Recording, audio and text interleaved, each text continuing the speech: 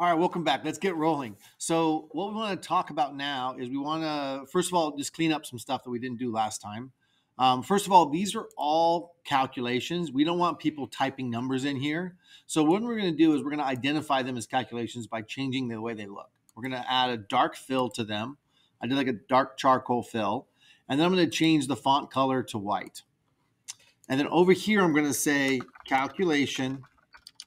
I can spell calculation.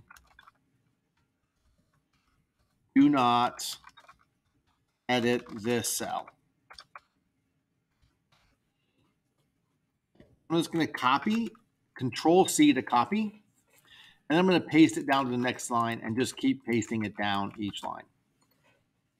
All right, so now I know that these are calculations and I should not mess with them. Okay, next thing we need to do is we need to come over here and start figuring out how to set this table up with all of our data. So our starting principal at month one will be how much we borrowed for the loan, and that's going to be the loan amount. So I don't want to type in 425,000. Otherwise, when I make changes in this part of the table, this table won't change. I want them all to be connected. So here I'm going to do equals, and I want this cell to equal exactly what's in this cell. So I'm just going to click on that cell, G8, and hit enter. Everything is good. All right. Now, notice that it brought the formatting from this one over. So it already has dollar there, which is kind of nice. So interest, the amount of interest we owe depends on how much money we still have from the other entity or person or whatever, and our APR, our monthly interest rate. So to figure this out, I'm going to say this is equal to the amount of money I still owe, so 425,000 times the APR per month, so divided by 12. So I want the monthly interest rate here. So I'm going to click on principal here, and I'm going to say, okay, that's times the APR divided by 12. And I'm going to hit enter. I don't have to worry about converting this percent into a decimal because by putting the percent here, if I see this percent symbol, that means Sheets already knows that it needs to be converted. It'll do that in the background for me. So there it is. I owe $1,800 in interest that first month. You might be thinking that's a lot of interest, but you also have a lot of their money. So the rent is going to be fairly high at first because you have a ton of money. All right. So the principal, how much are we actually going to pay off the loan? And so we know that our monthly payment is here, $2,346. The bank's going to take its $1,859 out of that payment, and the rest of it it's going to actually apply to pay down the loan. So to find out how much principal we're paying off, we're going to go equals, and we're going to say, okay, take our total payment of this per month and subtract from that the amount of interest that we paid the bank. That tells us we had $487.49 left over at the end. Piece of cake? Awesome. So these two numbers added together should give us this number. Now, one thing I'm noticing here is there's no pennies on the interest one. So I'm going to go back over here and do an increase decimal places so I can get the pennies back on there. And on the principal, I'm actually going to keep track of the pennies here as well. Because now this is how much I owe, and I want to not owe more or less than what I really owe. Awesome. So that's our first thing. We've got it done. So now the question is, well, what goes down here in this next row? So to figure out how much we owe next month, we take the amount we paid off, the $487, and we subtract it from what we owed. So here I'm going to go equals. What we used to owe is the $425, right? I'm going to click on it, B3, and I'm going to subtract away what we paid off, which is D3, and hit enter. And notice that our loan amount now is a little bit less than what it used to be. Not a lot, but just a little bit less. So now this interest payment, it needs to be, hey, whatever is here, our new loan amount times the monthly interest, so the APR divided by 12. Well, heck, that's the equation we have here. So what I'm going to do is I'm just going to go up to this equation, and I'm going to click on this blue box here, and I'm going to drag it down one cell and see if it works. Now, the reason I don't just type in a new equation is I want to create an equation that works when I drag it down so it's easier to copy all the way down the table. And notice it doesn't work right now. There's no way we owe $1 million of interest on month 2. So let's figure out what went wrong. So we know we wanted the principal, this amount, times the APR divided by 12. Let's see what we actually got. It says it took B4 B4, that's the one we wanted. That's good. Times G5. Let's go find G5. G5 is, oh, there's the problem. So when I copied that formula down a row, it moved from G4, the APR, to down to G5. It moved down a row with it. We don't want that to happen. Normally we would want that to happen, but in this case, we want to stay on this cell the whole time. Here's the trick for that. If you want a cell not to change, all you do is you put a $ in front of the letter and in front of the number. That freezes the cell in place. The $ says, hey, don't change this value. Except that's a mistake. We want this to actually be in this top one. I need to fix this top one and get it working.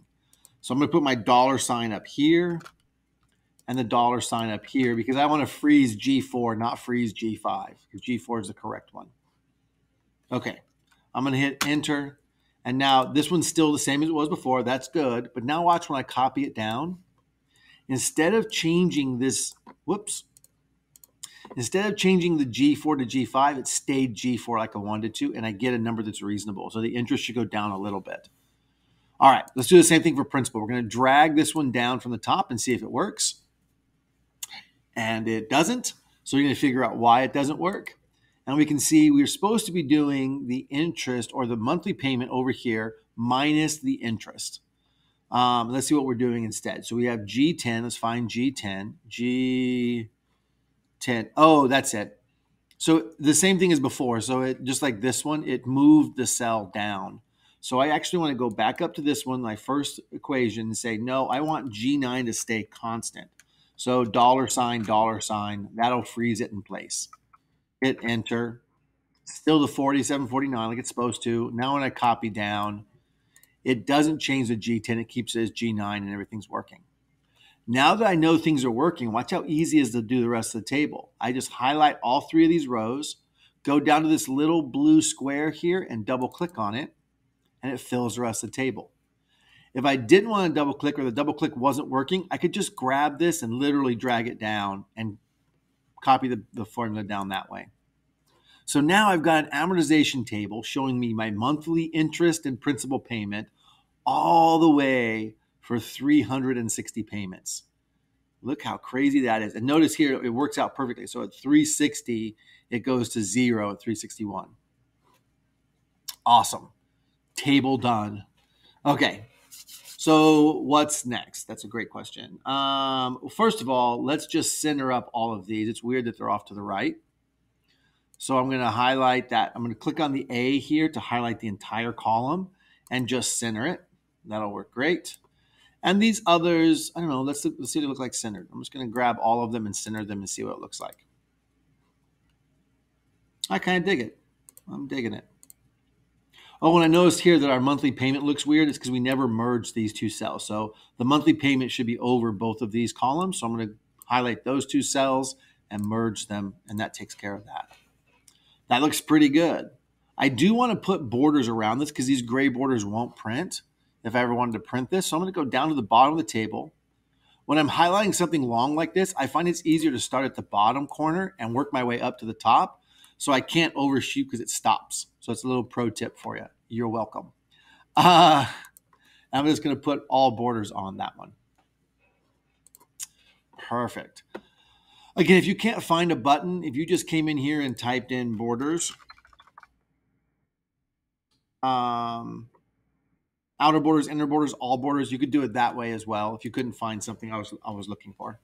All right, said. Okay, next thing up is next. So let's come down here and start looking at this extra monthly payment nonsense. So what this means is that let's say if we increase this to 100, well, let's see what the deal are right now. Let's just figure some stuff off. Early payoff months. So this is going to be how many months you're paying your loan off early because you make extra payments. So if you make an extra payment every month, you'll pay it off early. To do that, it's going to be a little bit weird. We know we've paid off the loan if we go down this table, and we know we've paid it off whenever the loan hits 0, we know it's done. So really, we want to count how many times this column B has a number in it that's greater than 0, that has some principal in it. To do that, we're going to do a COUNTIF function. So count, C-O-U-N-T-I-F, open parentheses. it's going to ask you the range. So what things are you counting? So, hey, we want to count this entire first column. So B3 all the way down to like B60, 360 something, whatever the last one in your table is. So I'm going to go down. And there it is. Mine was 362. Yours might be a little, or 364. Yours might be a little different. And then put a comma in, and now it's going to ask you what's the criterion. So when do you count it?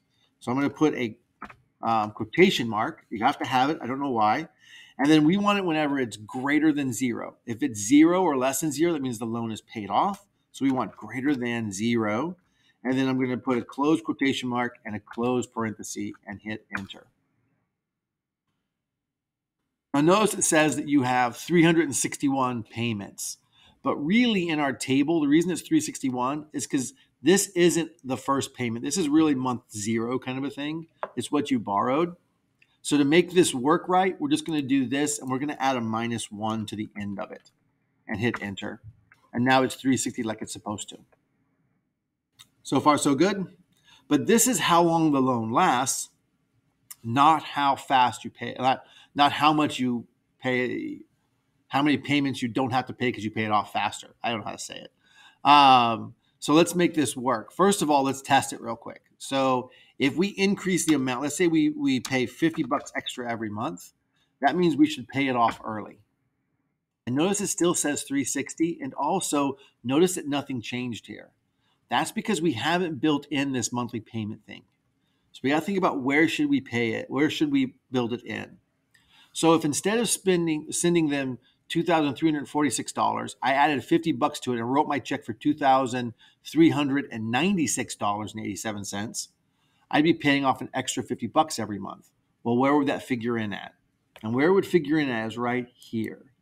When we did B3 minus D3, we said the old principal amount minus how much we paid off, but we also need to subtract away any extra payments. So it's going to be B3 minus D3 minus G15, this one right here.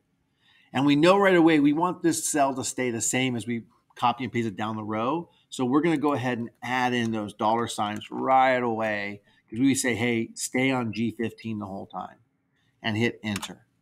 Now my principal amount is $50 less than what it used to be because I paid off an extra $50. And we can see if I change this number to, I don't know, $5,000 a month, you can see it changes this down by a whole bunch. Okay, so put it back to 50. And now what we want to do is, this is the new correct formula for all the way down. We're going to need to just drag that all the way. So grab that little blue square in the middle or in the bottom right corner of the cell and drag it all the way to the bottom. Now notice all of these values are negative. That means that my loan's been paid off. So my new last payment was after month 343 instead of 360. So I saved a bunch of payments. I didn't make a bunch of payments at the end because I already paid the loan off. And notice how this now says 342 because it knows to not count those if they're less than 0. Okay. So this looks like it's working, except we want this number to be the number of months that you're saving, not the number of months you pay. So to do that, all we have to do is come up here. And I'm going to put parentheses around this formula because we're going to do some stuff to it. And in front of it, I'm going to say, all right, so how long should the loan have been? Well, it's the number of years. So I'm going to click here at the front of the equation like this. And I'm going to say times 12. And I'm going to do minus. So the total length of the loan should have been 360 months minus how many payments I actually made, the 342, and that should give me the 18. And sure enough, there's my 18. So just by playing around with how these things work, you can actually get exactly what you want. If that's super complicated, I'm never going to ask you to do that on a test or anything. But that's how that one works. Okay. Total interest saved. This is another tricky one. So if I'm making extra payments, I know the interest that I would pay if I just made the minimum payments would be $419,000. But I'm going to pay less interest by paying it off sooner. Well, the only way to figure out how much interest that I'm actually going to pay is to add it up from the table. So we actually want to add up all of these interest rows over and over and over, except the ones that are negative, because those are the ones where the loan's already been paid off. So we want to do all of the positive ones. So instead of a count if, which just counts up the number of things, we're going to do equals sum, which means add stuff together, but we're going to do a sum if. And it's going to ask us, hey, what things are we looking at? What's the things that we're measuring? And it's the interest. We're going to highlight the entire interest column, not just the positive ones, all of them. So I'm going to go all the way down to there.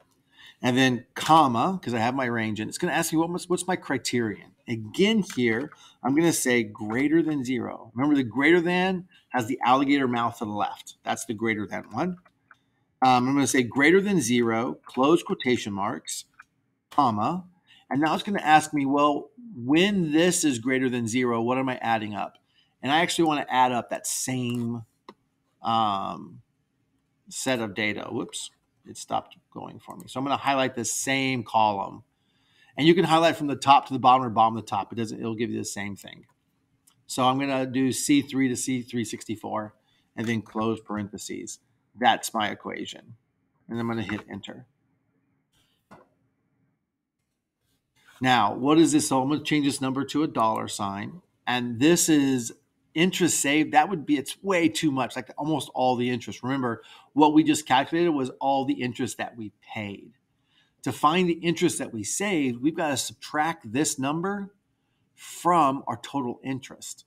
So to do that, I'm just going to come here right in front of the sum if, and I'm going to say, hey, I want to take this value and I want to subtract the sum if from it. Because I want to take G11, the total interest that I would have been charged, subtract the interest that I would actually pay if I paid off $50 every month early, and then that should give me the interest saved. So those $50 a month over the 30 years of the loan is going to save me $24,000 in interest. That is powerful. That is cool. All right, and 18 months of payments. All right, last table we're going to get to. Well, let's do this real quick. Let's change these two to calculations. So we're going to change the fill color to dark, and we're going to change the font color to white. And I'm going to copy and paste, Control-C, one of these statements and put it there, and then Control-V there, and Control-V right there. All right, we're almost there, I promise. So the next thing we're going to do is we're going to take this long, huge table here that's hard to scroll through, and we're going to show you what happens every 5 years. So this first one is year 1. And at the beginning of year 1, we're going to say, hey, what was our interest payment? So I'm going to say, okay, that's my interest payment. I'm going to do equals. Then I'm going to click right there. Enter. And then what was my principal payment? I'm going to click over here and say equals. Click on the principal right there. That was my principal. That shows me that. Now, what about year 5? Like, what's going on in year 5? And then every 5 years after that. So we're going to summarize the table to the left. And to do 5 years after, I'm just going to do an equals. I'm going to click on this cell up here and just say, hey, add 5 to everyone. And now I can just copy and paste this cell down, drag down the formula, and just delete the one I didn't need, 35 years. And now I've got 5, 10, 15, 20. Or you could just type them in, like however you want to do it, it's fine. Now I need to find what the interest and principal are for the beginning of year 5.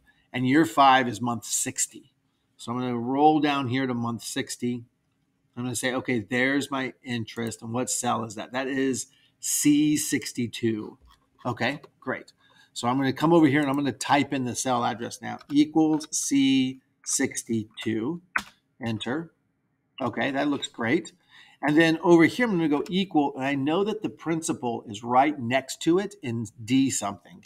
So I'm going to go, in fact, maybe I could just do, oops, escape. Maybe I can just do this. I'm going to try just to drag over to the right and see if it works. Yeah, there it is. Let me make sure. So cell 60 is 650 right here. Yeah, 645.39. 645.39. Awesome. Now I can't drag this. No, I don't know. Maybe I can. I don't think I can.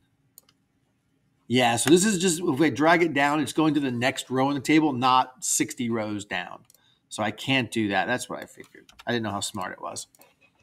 So now 5 more years is 60 cells farther down. So instead of being C62, it's going to be 60 farther down. So it's going to be 122. So this is equal to C122, enter. I'm just going to keep going down that way.